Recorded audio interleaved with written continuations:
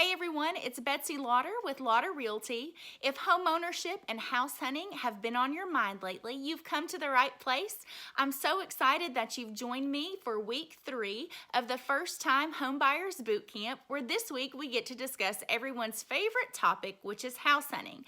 At this point, you've been pre-approved and we're ready to start your custom home search. Today, I'm going to talk with you about how I set up that custom home search and walk you through several things you'll need to know about the process.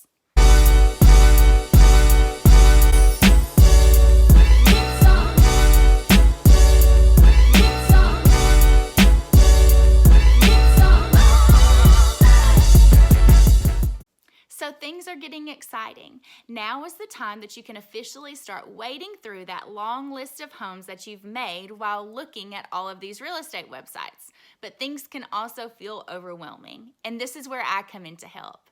With my help, creating a custom home search for you, you don't have to worry about tracking all of these real estate websites. You don't have to worry about looking for homes that have the things that are must-haves on your list. I'll ask questions like, what's your favorite room in your current home? And what is the space that you'd love to have? How long do you see yourself living in the home that you buy? I want to learn as much about you as possible. Next, I'll create a custom home search based on all the criteria that we discussed, including specific details such as square footage requirements, the size of the yard, and the location. When I set up the custom home search, you'll be set up to receive email notifications when new properties come onto the market. This means that you may get several emails a day, or it can send you one email a day with any new listings or updates. Depending on the market and how broad or narrow your search criteria is, I can help recommend what is the best choice. Some buyers will even have me filter through listings first so that they don't have to eliminate homes on their own that don't meet their criteria. Others want to look at them themselves. It's completely and entirely up to you. The home search filters will help eliminate the major deal breakers and include the major must-haves. For example, if your deal breaker is a one-car garage, I'll set the filter to eliminate listings that feature one-car garages so that you don't have to be sidetracked by a gorgeous farmhouse kitchen only to realize the disappointment that it only has a one-car garage and therefore is not a contender in your search. The custom home search will help you keep track of the right ones, the right house for your lifestyle, instead of feeling overwhelmed by sites like Zillow. Once your search is set, you'll be able to see which homes are currently on the market that match your criteria that you selected. From here, we'll look through and determine if any of these homes are worth touring. When we find a house you want to see, here's what you need to know. First, typically, if the house is owner-occupied, we'll need overnight notice to schedule a private showing.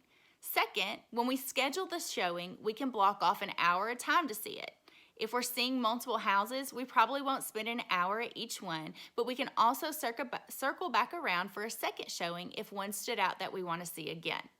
Third, it's important to be on time for showings and to look at the house even if we pull up and there's something you notice from the picture that prevents you from wanting to see it. This is out of respect for the seller and also so that I can provide feedback to the listing agent as to why it wasn't a good fit. Fourth, we'll want to keep our conversation about our thoughts on the home outside of the house. Whether you're head over heels because of the gorgeous open concept or you can't believe the condition the house is in, we don't want to talk about this while we're in the house. Many sellers have cameras this day, and it's important to A, remain more neutral in case we end up writing an offer, and B, don't need to discuss specifics that could offend the seller if they're listening. We can always swing by the office after a showing if you're interested in talking about details, if you're really interested in one of the homes that we looked at.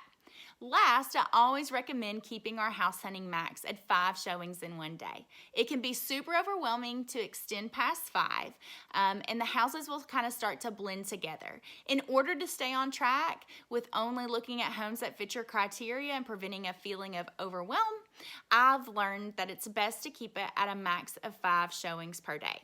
Now you're probably wondering, well, what's next? What happens when you find the one?